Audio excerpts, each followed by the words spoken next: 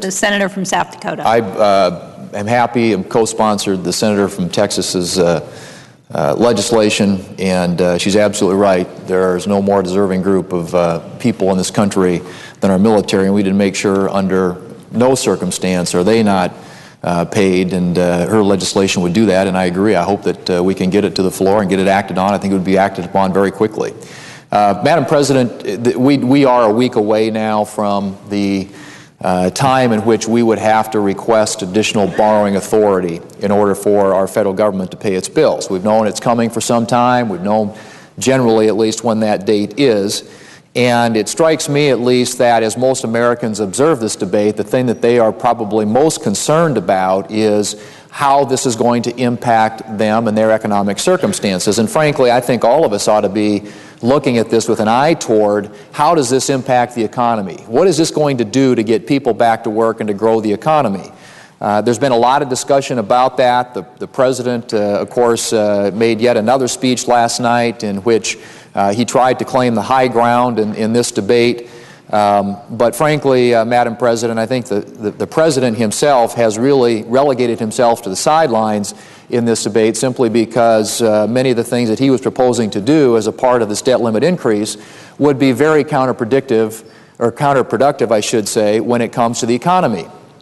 And I would also add, Madam President, that the President continues to sort of assign blame and blame the previous administration for the circumstances in which we find ourselves, and clearly he inherited a difficult set of economic circumstances. I think we would all concede that.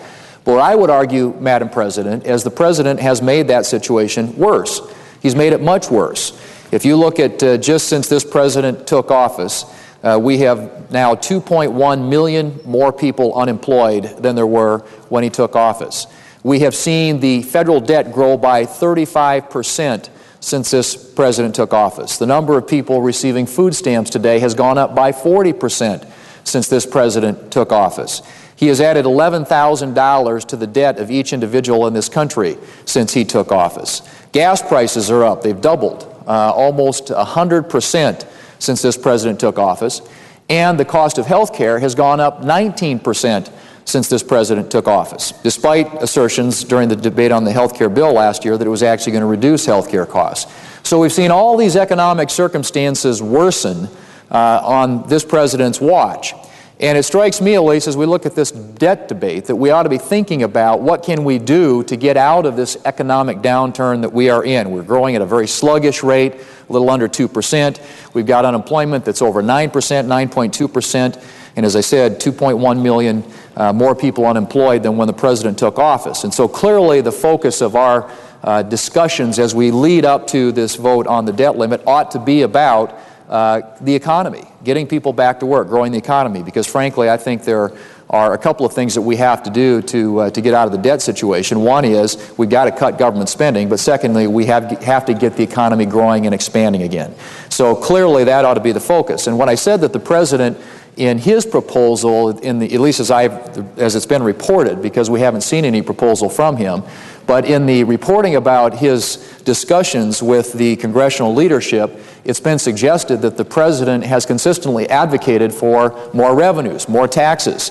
And in fact, as recently as last Friday, when there was still, quote, a big deal on the table, we were still looking at a possibility of actually striking an agreement, the President upped the ante even further. He moved the goalposts yet again, wanted $400 billion more in higher taxes. And it strikes me that, and I think most Americans right now, the worst thing that you can do in an economic downturn, the worst thing you can do when you have 9.2% unemployment is raise taxes. There isn't a tax I can think of that will create a single job in this country. It would only make it more difficult and more expensive for our small businesses to create jobs. And so that was a non-starter. And it became clear, I think, over time that it was going to be a non-starter, despite the President's insistence that tax increases be a part of whatever deal gets struck here. But as we find ourselves where we are today, I think it's important to think about where we have come from, and look at the time that's now passed, and where we stand today. And I think it's important to point out that as we talk about budgets, as we talk about spending, we talk about debt, that our job here is to pass a budget. That's where it all starts. We haven't passed a budget now in 818 days. In fact, the last time the Senate approved a budget was back on April the 29th in 2009. So it's been now 818 days since the most recent budget was approved by the United States Senate. So we're operating without a budget, and imagine how complicated it would be for any state government, any business in this country, if they continue to operate without a budget. Well, that's what we've been doing here in Washington now for 818 days. So this year, we came around January 6th of this year. We knew that this debt limit vote was coming out there. Secretary Geithner writes to Congress asking that the debt limit be increased. That was back in January, and at that time the Obama administration also was pushing for a clean debt limit increase. In other words, a debt limit increase that did not include any kind of spending reductions or spending reform. Just wanted a $2.4 trillion, $2.4 trillion blank check to raise the debt by that amount. Well, we came into February of this year, of 2011, when it came time for the President to submit his budget to Congress.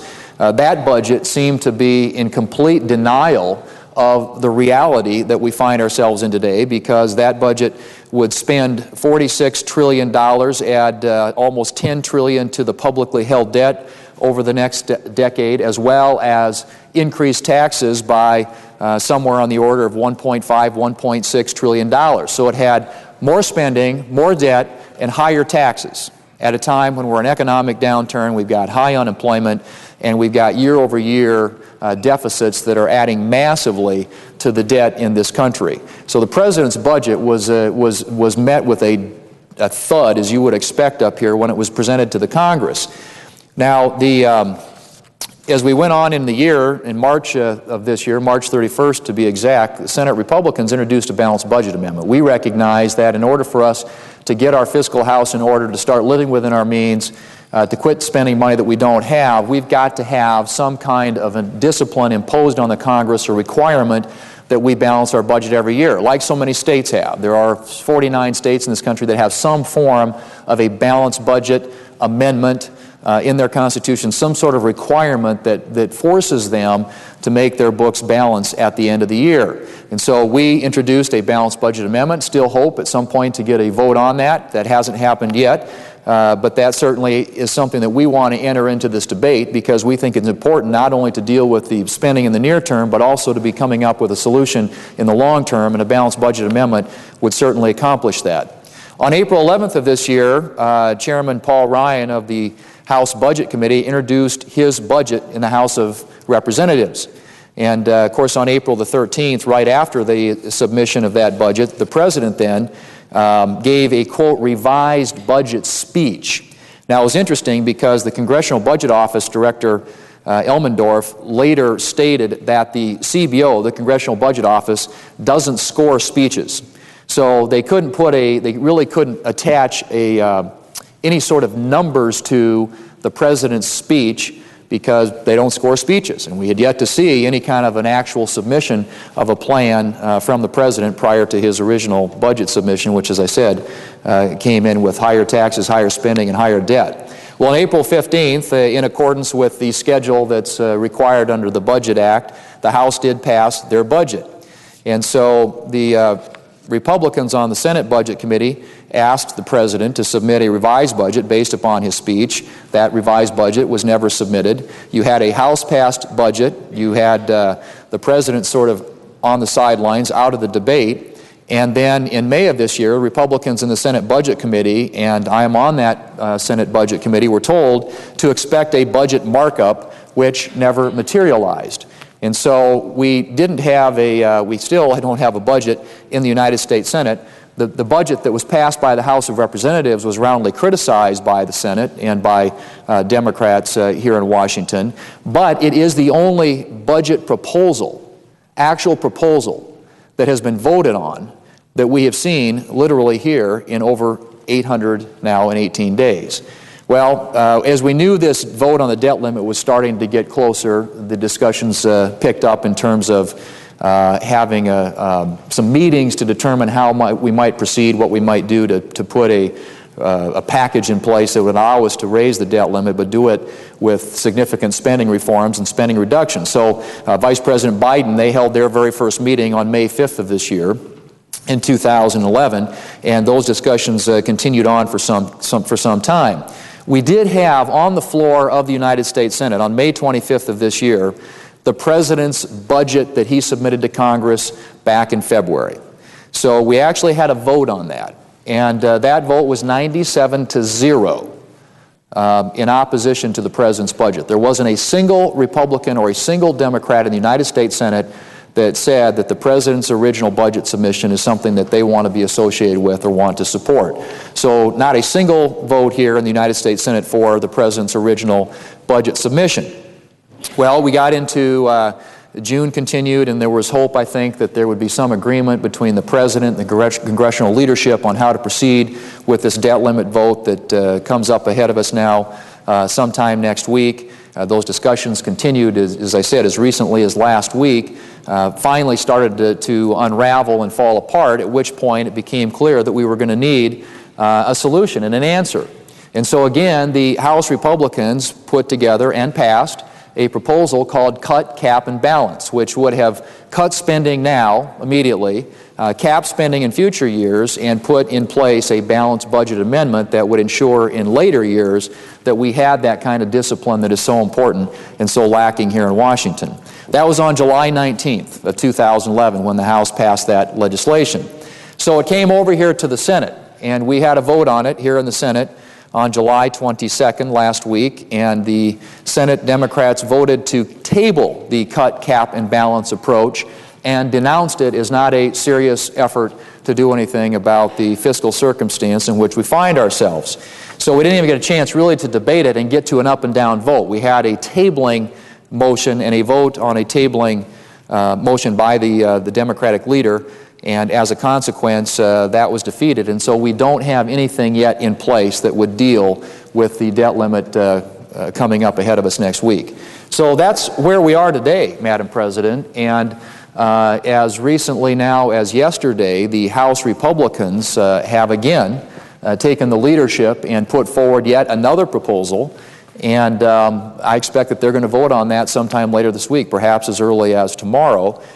We have now evidently before us something that the Senate leadership, Senator Reid, has put forward that we may end up having a vote on this week. But somehow, some way, we have to get to where we solve this before next Tuesday. I am not among those who believes that it is an option for us to get past next Tuesday and then to try and figure out what happens next. I believe we need to act.